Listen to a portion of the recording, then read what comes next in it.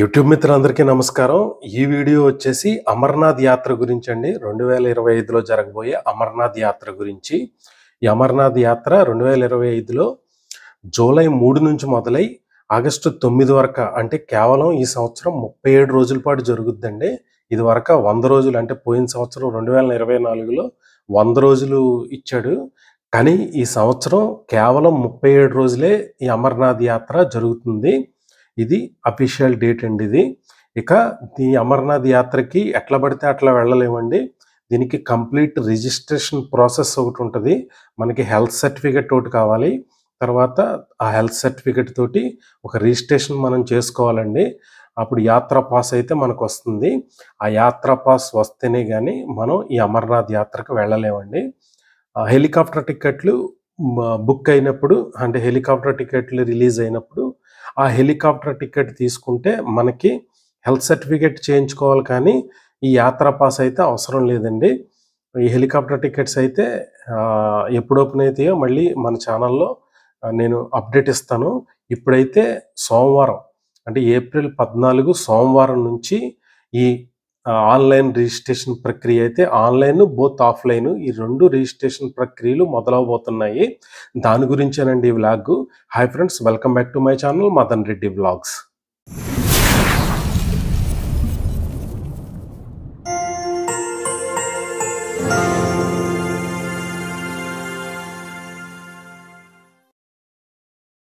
ఇకపోతే నెక్స్ట్ వీడియోలో ఈ అమర్నాథ్ యాత్ర రూట్ మ్యాప్తో సహా, అంటే అమర్నాథ్ యాత్ర, అమర్నాథ్ ఎక్కడుంది, అమర్నాథ్ గుహ మనం ఎలా చేరుకుంటాము, ఎక్కడెక్కడి నుంచి వెళ్ళాలి, ఈ అమర్నాథ్ యాత్రకి వెళ్తే మనకి ఆ సరౌండింగ్స్లో ఉన్న పుణ్యక్షేత్రాలు ఏంటి, ఇవన్నీ నేను ఇంకో వీడియో చాలా డీటెయిల్గా వీడియో చేసి పెడతానండి. ఇదైతే ఓన్లీ యాత్రా పర్మిట్ కోసం కంపల్సరీ హెల్త్ సర్టిఫికెట్ ఎలా తీసుకోవాలి, యాత్రా పర్మిట్ ఎలా తీసుకోవాలనే దాని గురించి మాత్రమే వీడియో అండి ఇది. మీ అందరికీ తెలిసిందే, జమ్మూ కాశ్మీర్ లడాఖ్కి సరిహద్దులో ఉన్నటువంటి పర్వత శ్రేణుల్లో ఈ అమర్నాథ్ యాత్ర అనేది జరుగుతుందండి. ఈ అమర్నాథ్ యాత్రని 2 ప్రదేశాల నుంచి మనం చేయొచ్చు. ఒకటి పహల్గామ్ నుంచి అండి, 2 బాల్తాల్ నుంచి. బాల్తాల్ అయితే మన శ్రీనగర్ వెళ్ళి, శ్రీనగర్ నుంచి 90 కిలోమీటర్ల దూరంలో లడాక్ వెళ్ళి రోడ్లో ఉంటుందండి. సోనామార్గ్ ద్వారా లడాక్ వెళ్ళి రోడ్లో ఉంటుంది ఈ బాల్తాల్ బేస్ క్యాంప్ అనేది. ఈ పహల్గామ్ బేస్ క్యాంప్ అనేది జమ్మూ కాశ్మీర్ రాజధాని అయినటువంటి శ్రీనగర్కి వెళ్ళేది, అంటే జమ్మూ నుంచి శ్రీనగర్ వెళ్ళే దారిలో అనంతనాగ్ అని ఉంటుందండి. ఈ అనంతనాగ్ నుంచి 45 కిలోమీటర్లు పక్కకు వెళ్తే అక్కడ నుంచి పహల్గామ్ చేరుకోవచ్చండి. ఈ పహల్గామ్ నుంచి వెళ్ళొచ్చండి. ఈ పహల్గామ్ రూట్ అనేది ట్రెడిషనల్ రూట్ అని చెప్తారు. ఇది 33 కిలోమీటర్లు ట్రెక్కింగ్ చేసే యాత్రా మార్గం అండి ఈ పహల్గామ్. ఇక బాల్తాల్ నుంచి అయితే కేవలం 17 కిలోమీటర్ల ట్రెక్కింగ్. ఈ బాల్తాల్ రూట్ అయితే కొద్దిగా డేంజర్గా, నేరోగా ఉంటుంది. పహల్గామ్ రూట్ అయితే మార్గం ఎక్కువ కానీ కొద్దిగా ఎడల్పుగాను, మనుషులు ఈజీగా నడవగలిగే దానిగాను ఉంటుందండి ఈ పహల్గామ్ రూట్. ఈ బాల్తాల్ రూట్ అయితే కేవలం కొండకి ఒక నేరోగా ఉంటుందండి. చాలా ఒక 4 ఫీట్లు రోడ్డు ఉంటుంది. ఆ 4 ఫీట్ల రోడ్డులోనే మనం నడిచి వెళ్ళాల్సి ఉంటుంది. గుర్రాలో మనం అన్నీ నడిచి వెళ్ళాల్సి ఉంటుంది. అందుకనే ఈ బాల్తాల్ రూటు దగ్గరే అయినా కొద్దిగా డేంజర్ అండి. ఇది అమర్నాథ్ యాత్ర ఈ 2 రూట్ల నుంచి మనం చేయొచ్చు. ఇది అందరికీ తెలిసిందే. కాకపోతే దీనికైతే ఒక రిజిస్ట్రేషన్ ప్రక్రియ అయితే ఉంటుందండి. ఏప్రిల్ 14 నుంచి ఈ రిజిస్ట్రేషన్ ప్రక్రియ అయితే స్టార్ట్ కాబోతుందండి. ఈ రిజిస్ట్రేషన్ ప్రక్రియ బోత్ ఆన్లైన్, ఆఫ్లైన్. అంటే పోయిన సంవత్సరం నుంచే ఆన్లైన్ ఇచ్చాడండి. ఆఫ్లైన్ కూడా చేసుకోవచ్చు. అంటే ఇదివరకు ఆఫ్లైనే ఉండేది, ఇప్పుడు ఆన్లైన్ కూడా మనం చేసుకోవచ్చు. ఈ ఆన్లైన్ చేసుకోవాలి, లేదంటే ఆఫ్లైన్లో మనం తీసుకోవాలి పాసు అనుకుంటే దీనికి ఏమేం ప్రొసీజర్లు ఏం కావాలన్నది ఈ వీడియోలో వివరించబోతా ఉన్నాను. వీడియోని ఎవరో స్కిప్ చేయకుండా చూడండి. ఈ ఆన్లైన్ కానీ ఆఫ్లైన్ కానీ పాస్ తీసుకోవాలంటే ముందర మనకి కంపల్సరీ హెల్త్ సర్టిఫికెట్ అని చెప్పేసి ఒక హెల్త్ సర్టిఫికెట్ ఉండాలండి. ఇది ఏ డాక్టర్ పడితే ఆ డాక్టర్ అయితే ఇష్యూ చేయడానికైతే లేదండి. ఈ జమ్మూ కాశ్మీర్ ఈ అమర్నాథ్ ష్రైన్ బోర్డ్ అని చెప్పేసి ఒక బోర్డు ఉందండి. ఆ అమర్నాథ్ ష్రైన్ బోర్డు వాళ్ళు అప్రూవ్ చేసిన డాక్టర్స్ లిస్ట్ ఉందండి. ఆ లిస్ట్ మాత్రమే ఆ లిస్ట్‌లో ఉన్న డాక్టర్లు మాత్రమే అప్రూవ్ చేసిన హెల్త్ సర్టిఫికేట్ మనకు కావాలి. ఈ హెల్త్ సర్టిఫికేట్ ఫార్మాట్ అనేది మీకు స్క్రీన్ మీద డిస్‌ప్లే చేస్తున్నాను కదండీ! ఆ వెబ్‌సైట్‌లో మీకు ఆ వెబ్‌సైట్‌లో మీకు లింక్ ఉంటది. ఆ లింక్‌ని క్లిక్ చేస్తే మీకు ఆ కంపల్సరీ హెల్త్ సర్టిఫికేట్ ఫార్మాట్ అనేది డౌన్‌లోడ్ అవుతుంది పీడీఎఫ్. దాన్ని మీరు డౌన్‌లోడ్ చేసుకొని, దాంట్లో ఉన్న ఒక ఫోటో అతికించి, దానిలో ఉన్న మ్యాటర్ అంతా మనం ఫిల్ చేసి, ఆ ఫిల్ చేసిన దాన్ని మనం ఆ డాక్టర్ దగ్గరికి పట్టుకొని వెళ్తే, అప్పుడు ఆ డాక్టర్ సర్టిఫై చేసి మనకి సంతకం పెట్టిస్తారండి. ఇది హెల్త్ సర్టిఫికేట్ గురించి. ఈ హెల్త్ సర్టిఫికేట్ లేనిదే మనం ఆఫ్‌లైన్‌లో గానీ, ఆన్‌లైన్‌లో గానీ 2 చోట్ల మనం యాత్ర పర్మిట్ పాస్ తీసుకోవడానికైతే అవకాశం లేదండి. ఇది కంపల్సరీ హెల్త్ సర్టిఫికేట్ అయితే కావాలి. ఇది యాత్ర 13 సంవత్సరాలు పైబడిన వాళ్ళు, 70 సంవత్సరాల లోపుల వాళ్ళు మాత్రమే ఈ యాత్రకు అనుమతిస్తారు. ఆ పైన వాళ్ళని యాత్రకు అనుమతించరండి. ఇది గుర్తుంచుకోవాల్సిన విషయం. ఇక కంపల్సరీ హెల్త్ సర్టిఫికేట్ ఎప్పటి నుంచంటే ఏప్రిల్ 8 నుంచే ఇష్యూ చేయటం మొదలుపెట్టారండి. దురదృష్టవశాత్తు పోయినసారి ఆంధ్రలో ఇవ్వలేదండి తొందరగాను. ఈసారి తెలంగాణలో ఇవ్వలేదు. తెలంగాణలో ఓన్లీ 2 డిస్ట్రిక్ట్స్ మాత్రమే ఈ హెల్త్ సర్టిఫికేట్ ఇష్యూ చేయడానికి పర్మిషన్ ఇచ్చారండి. ఆంధ్రాలో అయితే కొన్ని 19 డిస్ట్రిక్ట్‌లు ఏమో ఉన్నాయండి. అవన్నీ ఇప్పుడు హెల్త్ సర్టిఫికేట్ ఎక్కడెక్కడ ఇష్యూ చేస్తారన్నది నేను చెప్తాను.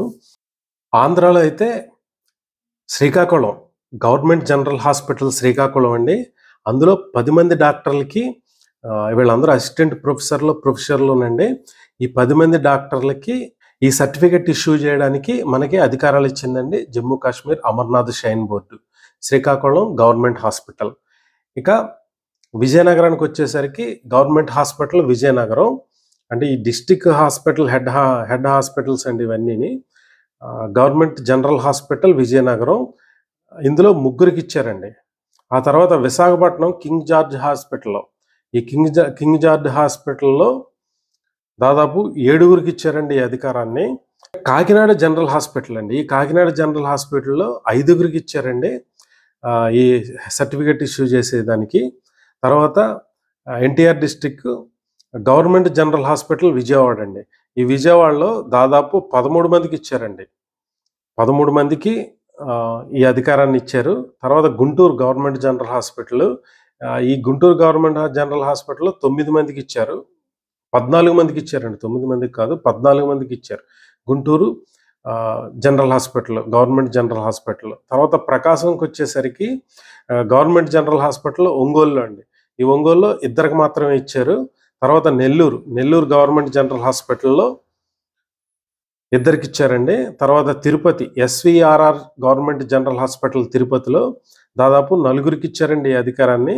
తర్వాత ఏరియా హాస్పిటల్ గూడూరు అండి. ఈ గూడూరులో కూడా ఏరియా హాస్పిటల్ గూడూరులో కూడా ఒకళ్ళకి ఇచ్చారు. డాక్టర్ లక్ష్మీనారాయణ అని చెప్పేసి ఆయనకి ఇచ్చారండి అధికారం.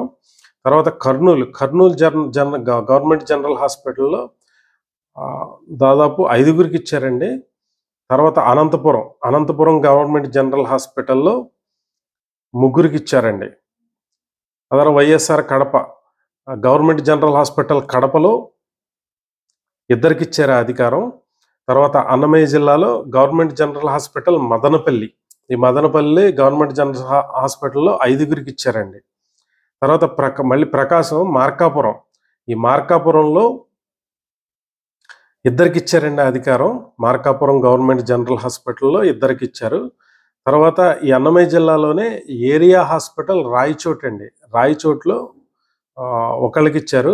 తర్వాత ఏరియా హాస్పిటల్ పీలేరు. ఈ పీలేరులో కూడా ఒక ఆయనకి ఇచ్చారు. ఇది అన్నమయ్య జిల్లాదండి. తర్వాత ప్రకాశం జిల్లా మార్కాపురం చెప్పాను కదా. తర్వాత నంద్యాల గవర్నమెంట్ జనరల్ హాస్పిటల్‌లో దాదాపు 5గురికి ఇచ్చారండి. తర్వాత గవర్నమెంట్ జనరల్ హాస్పిటల్ మచిలీపట్నం. ఈ మచిలీపట్నంలో 3గురికి ఇచ్చారు. కడపలోనే వైఎస్ఆర్ గవర్నమెంట్ జనరల్ హాస్పిటల్ దీంట్లో 2కి ఇచ్చారండి. తర్వాత east Godavari government general hospital రాజమండ్రిలో 2కి ఇచ్చారు ఈ అధికారం. అల్లూరు సీతారామరాజు జిల్లాలో పాడేరు జీజీహెచ్ అంటే గవర్నమెంట్ జనరల్ హాస్పిటల్ పాడేరులో ఒకళ్ళకి ఇచ్చారండి. ఏలూరులో గవర్నమెంట్ జనరల్ హాస్పిటల్ ఏలూరులో దాదాపు 4గురికి ఇచ్చారండి. ఇది ఆంధ్రప్రదేశ్‌కి సంబంధించిన డేటా అండి ఇది. ఈ లిస్ట్ కావలిస్తే మీరు ఇందాక చెప్పాను గదండీ! అమర్‌నాథ్‌జీ సైన్ బోర్డ్ అని జెప్పేసి, ఈ అమర్‌నాథ్‌జీ సైన్ బోర్డ్‌లోకెళ్తే మీకక్కడ ఈ లిస్ట్ దొరుకుతుంది. ఎవరైనా డీటెయిల్‌గా చూడాలనుకుంటే చూడొచ్చు.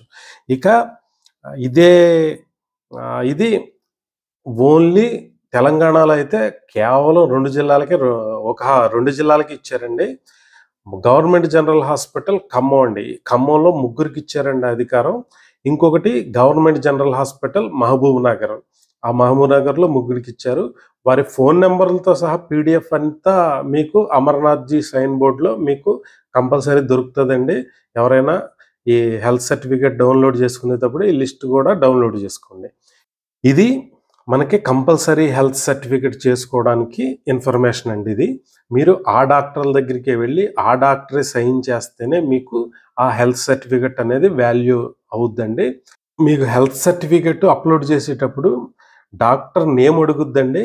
ఆ డాక్టరు ఒక ఐడెంటిఫికేషన్ నంబర్ ఉంటదండి. ఆ నంబర్ అడుగుద్ది. ఈ నంబర్ వాలిడ్ అయితేనే మీకు ఆ కంపల్సరీ హెల్త్ సర్టిఫికేట్‌ని తీసుకుంటారండి. లేదంటే తీసుకోరు.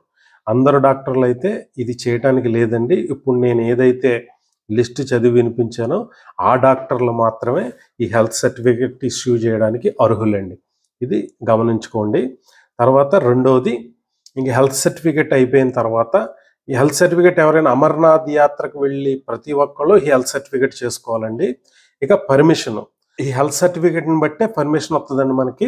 ఈ పర్మిషను ఆన్‌లైన్ ద్వారా చేసుకోవచ్చు, ఆఫ్‌లైన్ ద్వారా చేసుకోవచ్చు. ఆన్‌లైన్ ద్వారా, ఆఫ్‌లైన్ ద్వారా 2 ఏప్రిల్ 14 తారీఖు సోమవారం నుంచి మొదలవబోతున్నాయండి.